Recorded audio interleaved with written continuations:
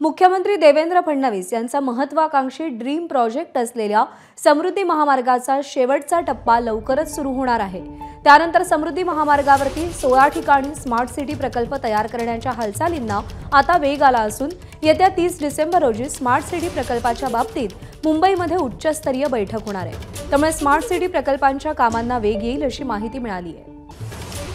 समृद्धी महामार्गालगत होणाऱ्या smart city प्रकल्पाच्या हालचालींना आता वेग आलेला आहे। संजय महाजन आपले प्रतिनिधी सध्या आपल्या सोबत आहेत। संजय, हा स्मार्ट सिटी प्रकल्प नेमका काय आहे आणि सध्या किती वेगाने त्याचं काम सुरू आहे?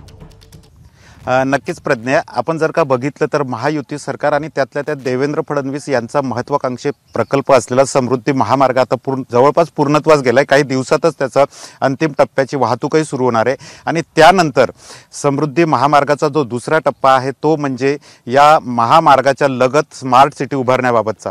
सरकारने घोषणा केली होती की समृद्धी महामार्गाच्या बाजूला कृषी क्षेत्रासंबंधी निगडित असे 16 स्मार्ट सिटी प्रकल्प 16 ठिकाणी स्मार्ट सिटी प्रकल्प आपण उभारणार आहोत आणि त्याचा या कामाला आता वेग आलाय।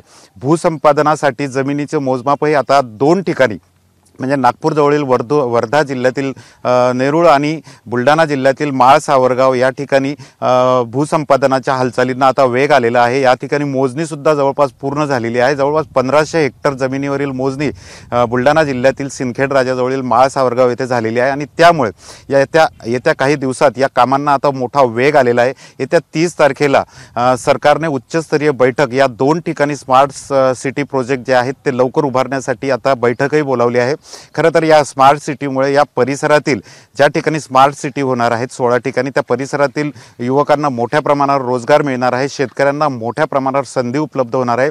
शेतमाल निर्यातीसाठी वाढवण JNPT अशा बंदरांना अप्रोच हा सोपा होणार आहे। त्यामुळे आता या प्रकल्पांना आता आपल्याला वेग बघायला मिळत आहे। नवीन सरकार स्थापन झाल्यानंतर पहिल्या 100 दिवसात जे काही सरकारने आपले ध्येय ठेवले आहे त्या कामाच्या प्राधान्यांमध्ये या 2 ठिकाणी स्मार्ट सिटी उभारण्याच्या प्रकल्पांना वेग देण्याचाही समावेश असल्याची माहिती आपल्याला मिळाली आहे। प्रज्ञा। संजय, धन्यवाद दिलेल्या माहितीसाठी। तर कोणत्या 16 ठिकाणी स्मार्ट सिटी बनणार आहेत ग्राफिक्सच्या माध्यमातून एक नजर टाकूया। विरुल चॅलेंज नंबर 80 वर्ध्यामध्ये, challenge number 105.7 Dattapur Amravati, challenge 137.5 Shivani Amravati, शेह चॅलेंज 182.5 कारंजा वाशिम।